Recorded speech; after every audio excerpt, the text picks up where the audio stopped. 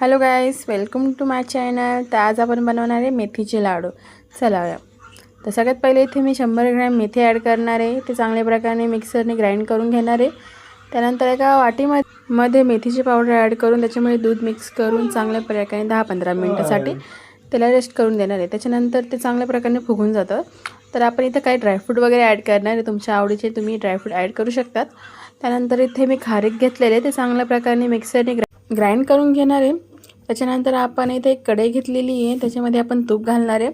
नंतर मी इथे खोबरं फ्राय करणार आहे. त्याला चांगल्या प्रकारे मी गोल्डन ब्राऊन करण्यापर्यंत फ्राय करून घेणार आहे. हे चांगल्या प्रकारे गोल्डन ब्राऊन झालेले आहे. तर आपण एका भांड्यामध्ये याला काढून घेणार आहे.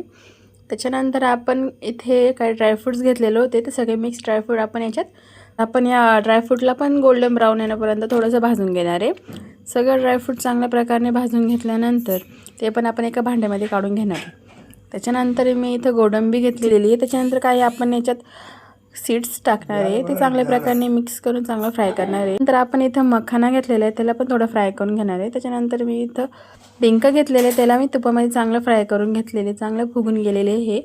त्याला आपण साईडला काढून घेऊया. तर इथं मी सगळं पावडर करून याच्यात टाकून देणार आहे. जे तुम्ही ते सीड्स वगैरे घेतलेले होते त्याचं पावडर करून या त्या ड्रायफ्रूटचं पावडर करून मी इथं सगळे एकत्र पावडर केलेले हे आपण चांगल्या प्रकारे मिक्स करून घ्या.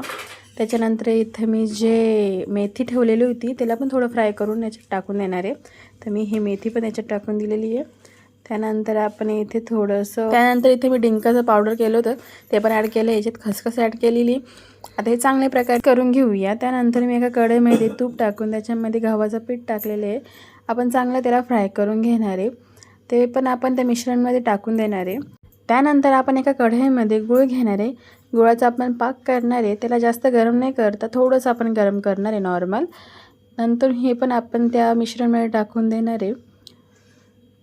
ते हे आपण मिश्रणमध्ये टाकलेले आहे. तर आपण हे चांगल्या प्रकारे सगळं मिक्स करून घेऊया. तर आपलं मिश्रण तयार आहे. तर आपण याचे लाडू बनवूया.